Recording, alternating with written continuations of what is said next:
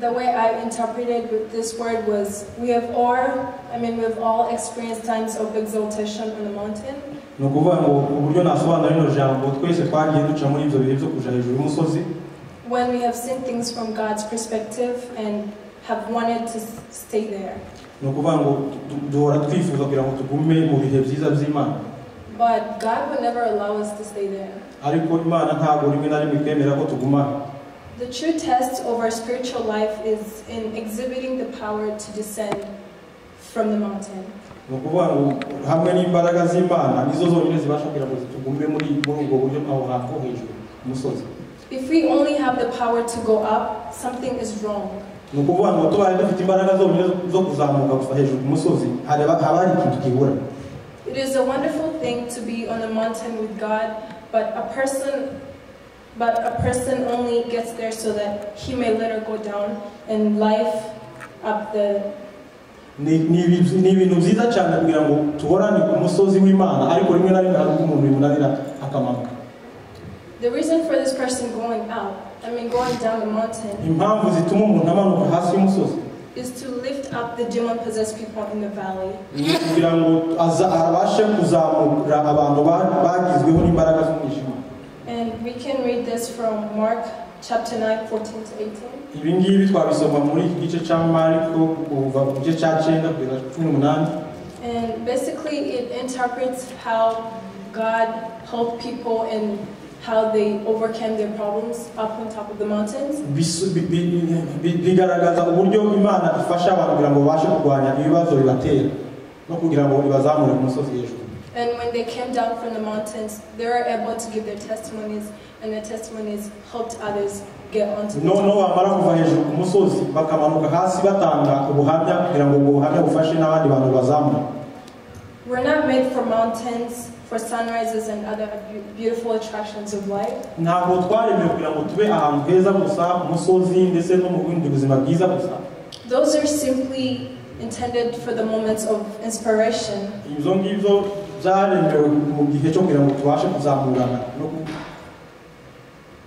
So when we're inspired at the top of the mountain, we feel this experience, how it feels to be on top of this mountain. Iyo rero turi hejuru ku musozi tubasha kumva uburyo ari byiza uburyo bimeze turi hejuru bwa songera.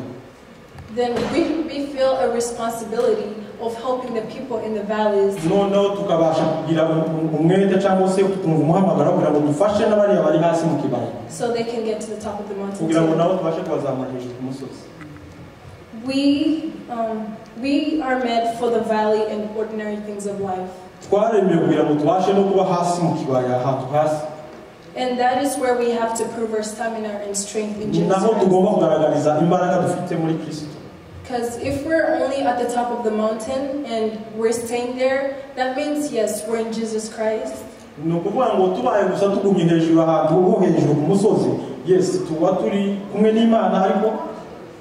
But this doesn't mean that we're challenging our spiritual lives.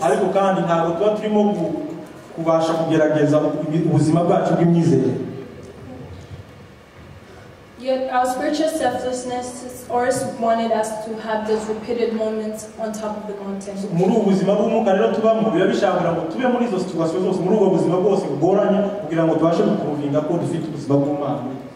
We feel that we could talk and work and walk basically like perfect angels on top of the mountains.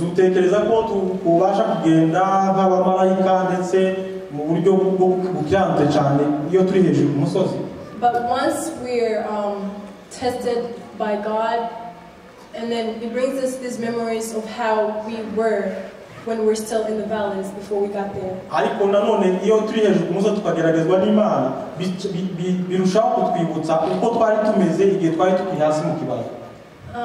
know at some point when we're relating to our problems, we relate to them as problems, but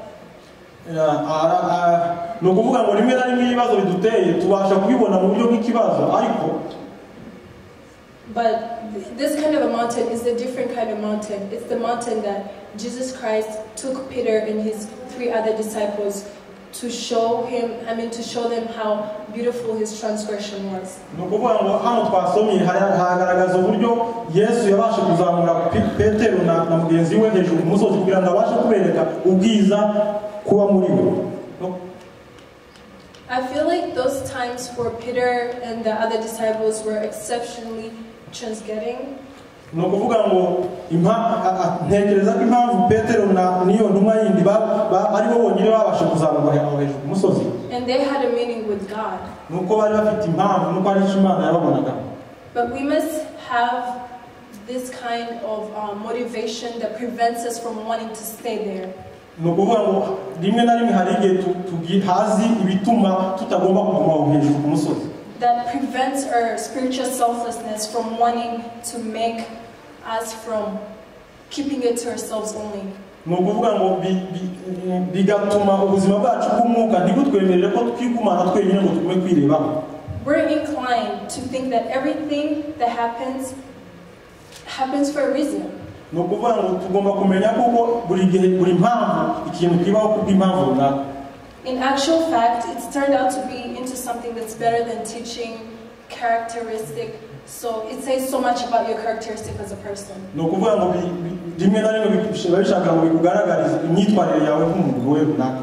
When we're growing into Christianity, our families are all Christians. Nkuko twakuriye nk'abakristo imiryango yacu twese turi abakristo. We're taught not to be selfish because that is hypocritical for a Christian to be selfish and call themselves a Christian. Tubwirwa kuko tutagomba kuza twirebaho twenyine kwikunda kuko ntago ari ubuzima bwa Kristo.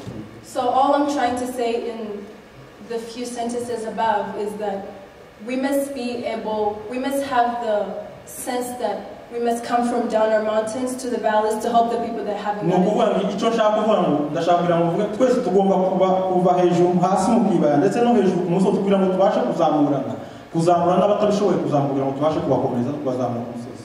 In the Bible it says, I'm sending you out there to be my disciples and spread the word out into the world. Bibiliya iravuga ngo ndabatumye kugira ngo mugende hirya no hino muhindura abantu kw'intumwa zanjye.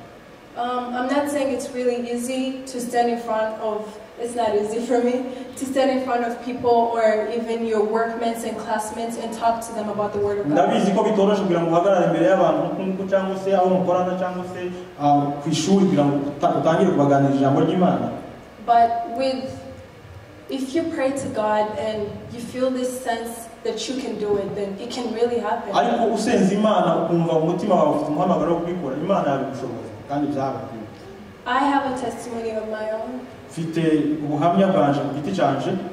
When we used to live in Uganda and I was in boarding schools with my sisters. I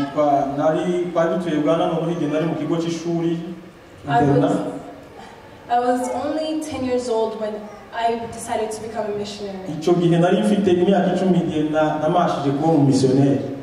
I used to go out into houses of people and preach to them and tell them, and more so, but these are Ugandans, so they're dangerous.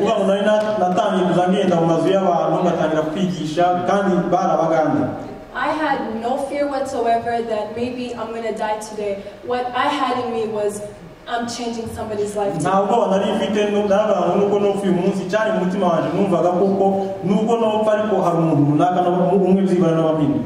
I remember this one day when I escaped from school, and I did not let my sister Maneza know. So I went with a group of other people who we used to preach the word of God together.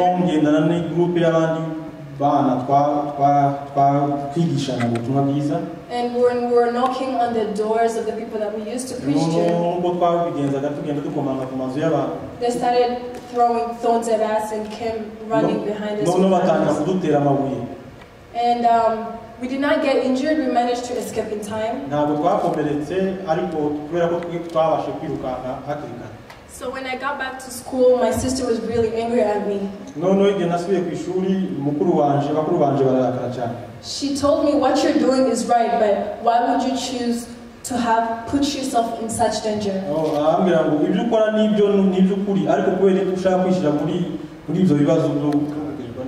This is what I told her.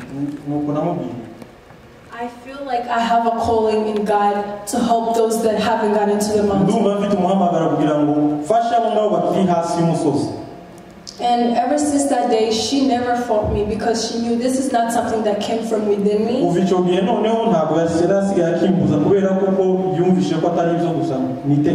I believe by the time I left that school, I brought people into the presence of God.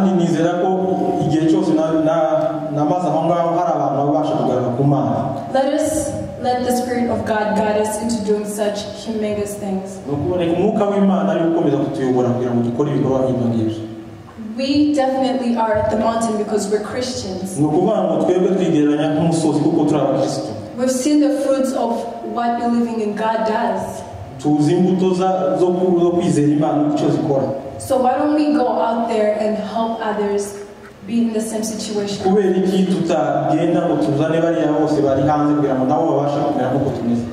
I believe everybody can do it. It's one person at a time. And my mom and dad always tell me, in heaven you're always building your house. And it's not by you coming to the front of the altar, but it's also contributed by how many souls you bring into the presence of God. So I want to encourage everybody out there, young or old. It's never late to spread into the Word of God and help others get to the mountain. Thank you.